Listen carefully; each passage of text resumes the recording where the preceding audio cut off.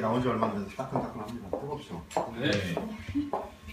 낡은데. 제가 이제 자본론을 교육하게 된 거는 이제 주요하게는 제가 민주노동당 아시죠? 중앙연수원장 일을 했었어요. 당에 있다 보니까 강의를 많이 하게 됐고, 그래서 이제 쭉 들었던 질문, 뭐를 조금 이렇게 좀 어려워하시는가. 그리고 이제 제가 쭉 그 건설 현장에도 있었고 현장 활동하면서 특히 우리 노동자 분들이 좀 쉽게 이해하는 그런 책이 필요하겠다. 자본론을 보려면 거의 한 1년 걸려요. 제가 다 하고 있는 두세 번을 봐야 또 이해가 되니까 좀 어렵더라고요. 그 대신 제가 이제 공부를 좀 열심히 하고 그걸 풀어서 해야 되겠다 이렇게 생각했습니다. 자본론을 우리가 왜 공부를 해야 되냐, 세 번에 걸쳐서 하는데, 처음 강의에서는 지금 써있지만 상품 이유 그걸 하고, 이제 두 번째는 자본주의 경제의, 우리가 이제 공황 얘기 많이 들었죠. 공황과 이제 세계 경제에 대해서. 그리고 세 번째는 그 대안, 한국 경제의 그 대안은 지금 어떻게 찾을 수 있을까, 그런 것도 한번 여러분들이 이제 경제학자는 아니지만 공부할 필요가 있다, 고민해 볼 필요가 있다.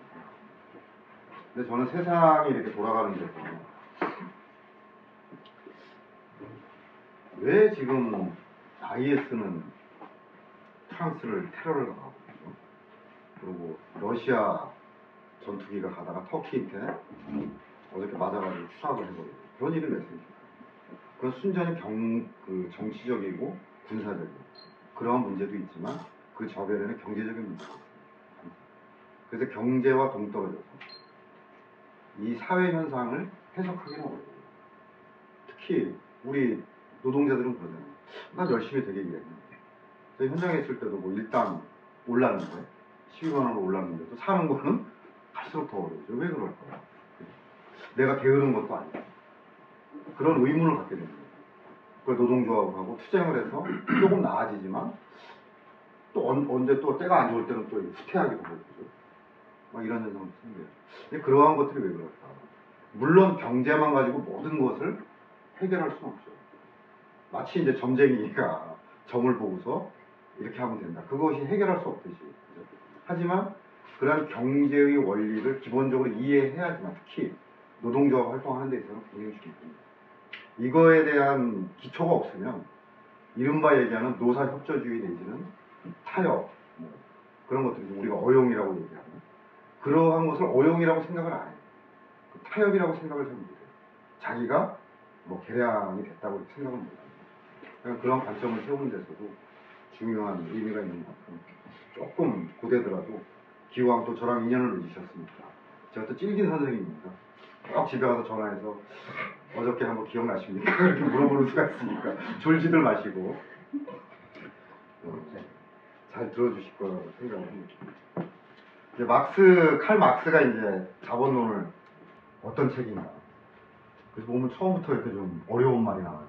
현대 사회의 경제적 운동 법칙을 발견하는 거예요. 이렇게 얘기해요. 경제적 운동 법칙. 경제적 운동 법칙이 뭘까? 이게 어려워요, 말이.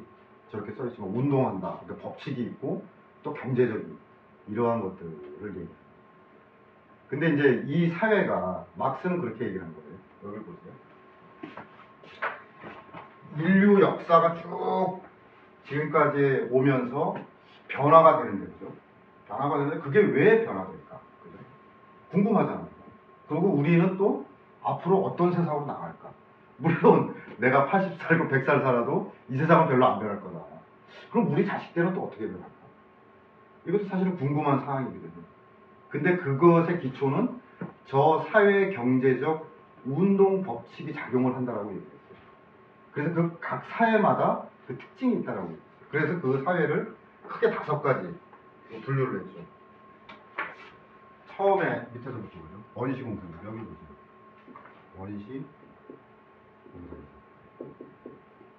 이 사회는 옛날에는 쉽게 얘기하면은 진짜 뭐 그런 얘기 많이 듣죠. 맘모스 하나 잡기 위해서 혼자 할 수가 없잖아요. 그래서 같이 사냥해서 공동 분배를 해요. 그런 의미에서 공산제를 합니다. 그런 의미에서. 왜? 생산수단이나 기술 발전이 약했기 때문에. 그래서 뭉쳐 살고 그렇게 해서 공동으로 생산하고 공동으로 나눈다. 그런 의미에서 공동체. 그 다음에 사회가 노예제 사회입니다. 우리가 얘기 많이 하는 로마 시대죠. 로마 시대. 그래서 노예주와 노예가 있는. 그래서 노예가 뭐 가사노동도 하고 노동도 하고 논밭일도 하고, 그리고 노예들은 보통 보면 목욕탕 귀족들이 목욕탕에 모여서 잡담하고 소일하고 이런 모습들 많이 보죠. 그래서 이 노예들의 반란을 일으키잖아요. 대표적인 게 스파르타쿠스죠. 마지막에는 그 산에 몰려가지고 전술을 잘못 써가지고 빨리 바다로 갔어야 되는데 산으로 올라가는 바람에 몰려가지고 산에서 몰살당했죠. 노예들의 반란이 있어요. 그 다음 사회가 봉건제. 봉건 영주라고 합니다. 유럽의 봉건제하고 우리나라도 봉건사회, 이씨 봉건사회라고 합니다. 이씨죠. 고려 시대. 다 봉건제 시대인데 틀려요, 양상. 근데 특징은 뭐냐면 이 봉건 영주와 농무, 그리고 우리나라 같은 경우는 조선시대나 이럴 때는 양반, 그죠? 양반이라고 하는 사람들이 중심이 되고 지배계급이 되고 그 다음에 농민들, 그죠? 그래서 소작제 같은 걸 하죠. 우리나라 같은 경우는 여기는. 그리고 이 사회가 자본주의, 지금 우리가 살고 있는 자본. 그리고 이것이 결국에는 사회주의 내지는 공산주의 사회. 칼막스 이렇게 주장했어요. 인류 역사는 이렇게 나뉜다. 근데 이거에 대해서 반론이 없어, 학계에.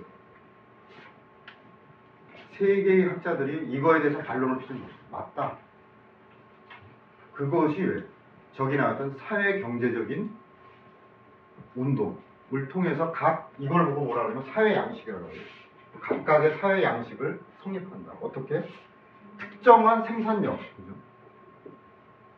특정한 생산력이 생산 관계를 형성한다.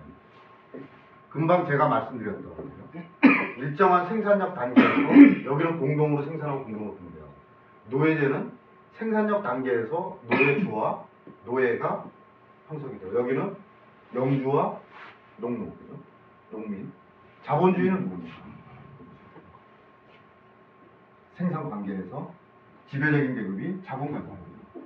자본가하고 일하는 사람, 이렇게 됩니다. 그것이 그냥 형성되는 게 아니라 일정한 생산력이 담보될 때만. 그래서 원시공산제에서 바로 자본주의 사회로 넘어갈 수 있겠죠. 이론적으로 상상하려고. 근데 이 생산력이라고 하는 특징 짓는, 자본주의라고 하는 특징 짓는 기계적 대공업을 원시공산제에서 바로 넘어가는 건 불가능합니다. 끊임없이 생산수단을 발전시키고 생존을 위해서 인간이 노동을 하고 투쟁을 하면서 서서히 발전을 하게 됩니다. 그리고 이 발전은 그냥 되는 게 아니라 어떻게 돼요? 직선으로 발전하는 게 아니라 꼭 이렇게 나선형으로 발전해요. 한 번씩 꼬인다 이거죠. 정체되거나 또는 일시적으로 후퇴되거나 이런 얘기입니다. 그래서 사회 양식 이행의 특징과 동력을 설명합니다. 하나만 더 보면 자본주의 사회에서 자본가는 어떻게 형성이 되는가, 이걸 볼 필요가 있습니다. 우리나라는 어떻게 자본가들이 형성이 됐죠? 우리가 흔히 얘기하는 뭐 정주영, 그죠? 요새 텔레비 많이 나오는데 정주영, 김영선과도 그렇고, 그다음에 우리가 얘기하는 이병철, 그런 사람은 자본가다. 어떻게 장사를 잘해서 돈을 벌었겠죠. 근데 우리나라는 어떤 특징입니까? 이른바 일제시대 때 해방이 되고 나서 일제 협력했던 사람들이 일제시대에 토지를 많이 갖고 있었어요. 토지를 많이. 그 사람들이 이른바 돈을 갖고 있었어요. 그리고 또 하나는 일제가 물러나고 나서 미군정이 들어왔어요. 미군에 들어와서 이른바 적산부라, 일본의 재산을 불하고 미군정에 협조적이었던 사람, 과거에 일제에 협조적이었던 사람한테 적산부라를 통해서 자본을 형성하게 됩니다. 그 사람들이 우리 한국에 있어서의 자본가로 처음 출발하게 됩니다. 그래서 외국과 같이, 유럽과 같이 처음부터 자본가가 형성됩니다. 봉건제 시대에는 이 영주들이 있지만 절대 왕정을, 루이 뭐 14세라든가 이런 사람들이 절대 왕정을 추구하면서 궁전도 멋있게 짓고 전쟁을 하려니까 비용이 필요해요. 그러니까 채권을 받아요. 이 채권을 사모은 사람들, 채권이 돈이죠. 그 다음에 또 어떤 사람들이 있을까? 자본, 이른바 매뉴팩처라고 하는,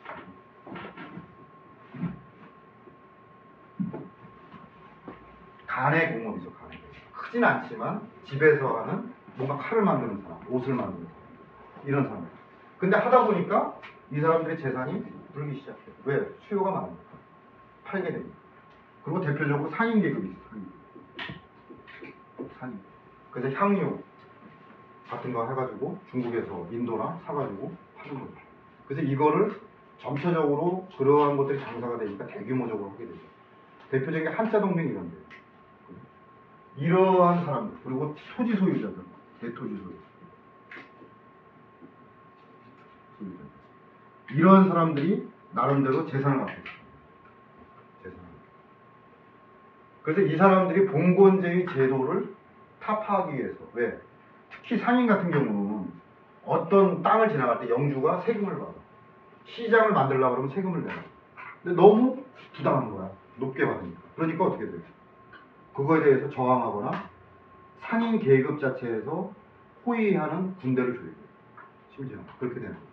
그리고 대토지 소유자들은 대토지 소유를 갖고 이거를 마음대로 처분할 수 있는 권리를 준다. 왜 영주인한테 귀속해야 되나? 그런 주장을 하게 돼요. 채권은 어떤 거예요? 빨리 이 절대 왕정이 안정이 되거나 정권이 바뀌어서 자기 채권이 값이 오르거나 빨리 팔 수 있는 그런 요구들을 하게 됩니다.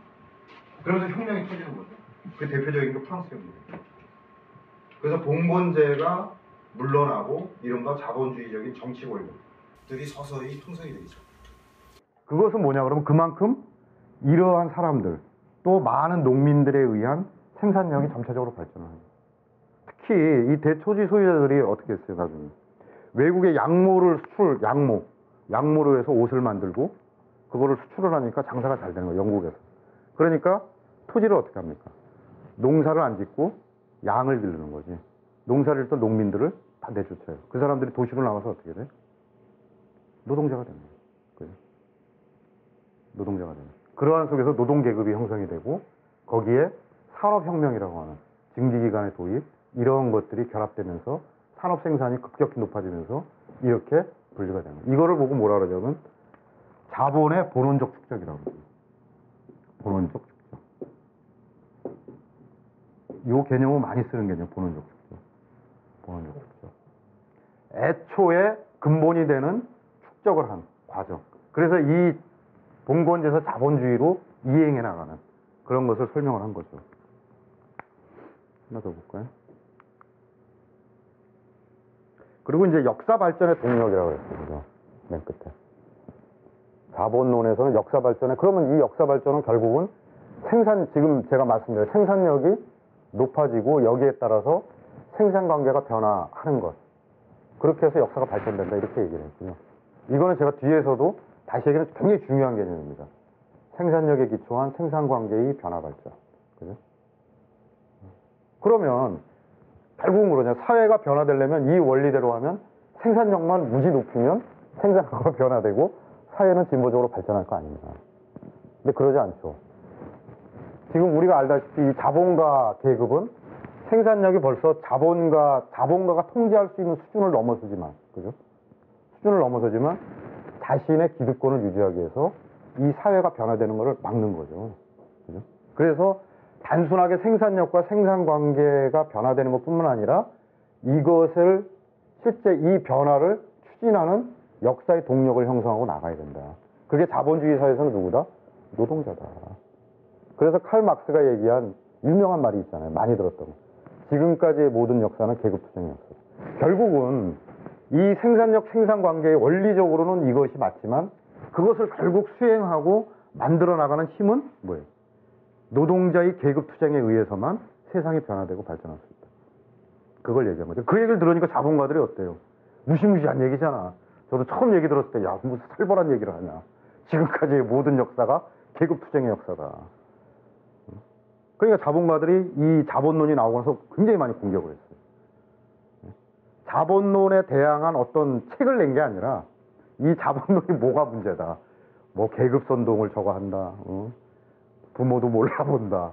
그러면 부인들도 뭐 공산주의 해가지고 같이 쓰자는 얘기냐. 심지어 이런 식의 얘기들. 그런 주장들도 횡행했어. 하지만 이러한 출발은 어쨌든 이 사회의 경제적 운동 법칙을 통해서 우리가 어떤 사회에 살고 있고, 그죠? 또 어떻게 이 역사가 이어져 왔는가를 해명한 책이다. 이렇게 보시면 됩니다. 세 가지 기본 과정이 있습니다. 책을 볼 때.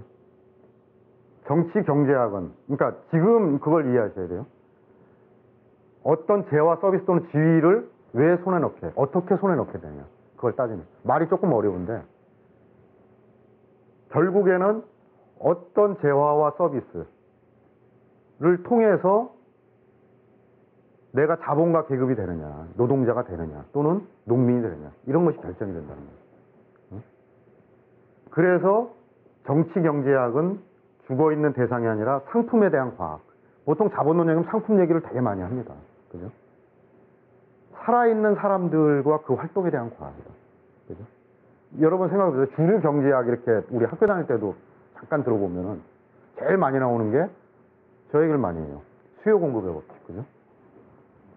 그리고 한계 효용의 법칙. 사과를 처음 한 개를 먹을 때는 되게 효용성이 좋았으나 5개 가져가면 효용성이 떨어진다. 한계 효용. 그래서 이거 뭐 한계 효용의 법칙에 의해서 더 이상 팔리지 않는다. 뭐 이런 얘기들을 해요. 그죠?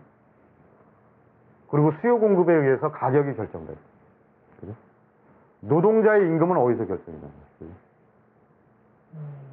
수요 공급, 노동력, 그것도 영향을 주죠.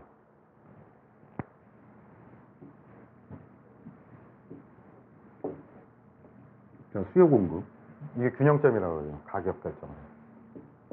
그러니까 제가 어렵게 들어가진 않겠습니다. 깊이. 가격 결정을 하는데, 그러면 이게 지금 현재 경제에서 많이 얘기하는 거잖아요. 그리고 기업가들도, 그죠? 자본가들도 이거에 신경을 많이 쓰죠. 그래서 마케팅도 하고, 왜 수요를 늘리기 위해서. 그죠?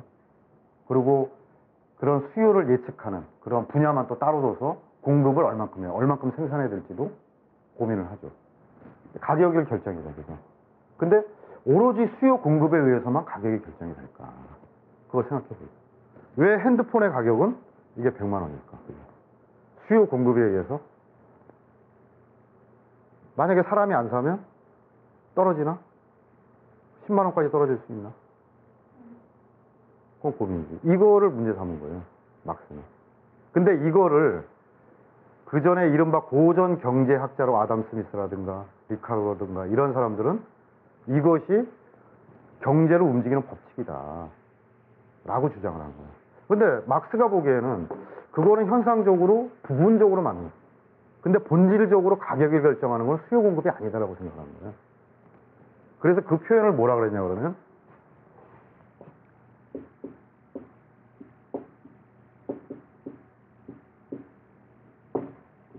비객관적인, 그러니까 쉽게 말하면 비과학적인 사이비 이론, 이렇게 표현했어요. 비객관적인 사이비 이론하고 맞서서 이 현상의 문제를 옳게 파악하는 게 필요하다라는 거죠. 안 그렇게 되면 어떻게 해요? 비객관적인, 비과학적이라고 그러면 이 비과학적인 거를 사람들이 허위의식을 갖고 그것이 진실이 아닌데 쫓아가게 되는 거예요. 마치 그거는 어떤 거냐 그러면 노력하는 사람은 무조건 1등이 될 수 있다. 성공할 수 있다. 지금 우리 사회는 그렇잖아요. 노력을 하면 다 성공할 수 있다고 얘기해요. 근데 현실은 그래요? 안 그래요. 근데 드라마나 영화나 그리고 학교에서 다 그러죠. 여러분들 노력하면 다 성공할 수 있다. 이렇게 얘기해요. 그게 허위의식이에요. 그런 것을 걷어내야 된다. 그것이 정치경제학의 역할이다. 그래서 과학이라고 얘기했고 그 활동, 살아있는 사람들이 이 경제의 문제를 진실로 보고 대하는 그러한 법칙을 발견하고 파헤쳐야 된다. 그래서 뒤에 제가 말씀드리겠지만 자본주의에서 사람들이 소외되거나 물신성 또는 계급 형성 이런 얘기들을 하는 거죠. 그리고 이 가정 중에 하나는 어쨌든 자본주의를 분석하는 데서 가장 발전한 그 당시에 1867년에 자본론을 만들었죠. 그때 가장 발전된 자본주의 모델이 영국사였습니다. 영국사회를 모델로 해서 한 거다. 근데 저 개념을 지금 말씀하신 거는 제가 지금 말씀드린 거를 이해하기는 좀 쉽진 않아요. 근데 쭉 나중에 듣고 나시면 마무리하실 때 그래서 칼막스가 얘기하고자 한 거는 이거구나. 그거를 이해하실 수 있는데 한번 요거는 한번 꼭 생각을 해봤으면 좋겠습니다. 그 다음에 본격적으로 자본 얘기를 해보죠. 자본이란 뭐냐? 자본. 저기 써있죠. 자본 그러면 보통 돈 그러잖아요, 돈. 그거 맞죠. 근데 그냥 돈이 아니죠. 그죠? 제가 많이 드는 예. 돈이 있어요. 그죠? 10,000원짜리가 있습니다. 1,000원짜리. 돈이야. 그죠? 이 돈이 자본인가요? 자본일까? 2,000. 제가 드렸어요. 감사합니다. 네. 가져가시면 안 됩니다. 돈을 줬어. 근데 친구야, 나랑, 이분이. 그래서, 1,000원, 막 1,000원 막 달라고. 친한 친구들은 어때요? 1,000원 꿔달라 안 그러지? 1,000원만 줘. 그러지. 그래서 줬어. 근데 이거는 화폐지, 그냥 화폐죠. 돈을 준 거야. 근데 내가 좀 깍쟁이야. 보기에도 좀 깍쟁이같이 생겼잖아요. 내가 주는데, 아무리 친구 관계라도 돈 거래는 깨끗해서 내가 1,000원 줄 테니까 너 내일 1,500원으로 갚아. 500원에 가치 증식. 그죠? 가치 증식. 500원에 이윤을 붙여서 이 돈을 쓴다. 그래서 그게 가치 증식을 목적으로 하는 재화가 될 때 이 1,000원이 자본이 되는. 같은 화폐지만. 그죠? 그 차이를 알겠죠? 그리고 하지만 내가 친구한테 500원 뭐 더 붙여가지고 돈을 빌려줬다고 제가 자본가가 되는 건 아니죠. 이거를 업으로 삼는 사람. 그 사람들이 누구예요? 대부업자. 그 조직이 은행. 그죠? 대부업자. 이런 데가 자본가죠. 그 차이가 있겠죠. 그리고 그러한 것을 가진 사람들이 보통 이른바 산업사회에서, 아까 영국을 전제로 한다고 그랬어요. 영국 사회에서 생산을 하게 되는 거지. 그죠? 생산을 하려면 생산수단을 갖고 있어야 돼. 이 화폐로 생산수단을 사는 거죠. 생산수단은 기계. 그죠? 우리가 노동수단이라고 그래요. 그리고 원재료, 노동대상. 이 수단을 가지고 대상이 뭔가를 가하는 것. 그죠? 수단이라고 그래요. 그리고 토지가 있어요, 토지. 보통. 공장도 다 토지 위에 성립이 되고, 농업도 토지 위에 성립이 되고. 그래서 이 토지는 노동수단 겸 노동대상이에요. 그죠? 그렇게 분류를 해요. 그래서 초기에 칼막스는 이 자본주의 구성하는 데서 세 가지 계급이 있다고 그랬어요. 자본가와 노동자뿐만 아니라 그 대토지 소유자, 토지 소유자까지를 3대 계급으로 해서 분류를 했어요. 그런 차이가 있어요. 그래서 자본가란 이 자본을 자기 가치 증식을 하는 자본을 가지고 실제 가지고 있다고 해서 자본가가 되는 건 아니에요. 내가 돈을 많이 갖고 있어. 100억을 갖고 있어요. 그럼 자본가인가요? 그렇지 않죠. 이 100억을 반드시 자기 이거의 가치 증식을 위한 목적으로 쓰는 사람들. 그죠? 뒤에 말씀드렸지만 그것을 산업 생산에 쓰면 산업자본. 상업. 그죠? 여기 마트라든가 큰 마트 이런 데 쓰는 돈을 가지고 있는 사람이 누구? 상업자본가. 그죠? 그렇게 되죠. 그 다음에 은행이나 대부업체라는 사람들이 뭐야? 금융자본가. 이렇게 되겠죠. 그렇게 나눠집니다.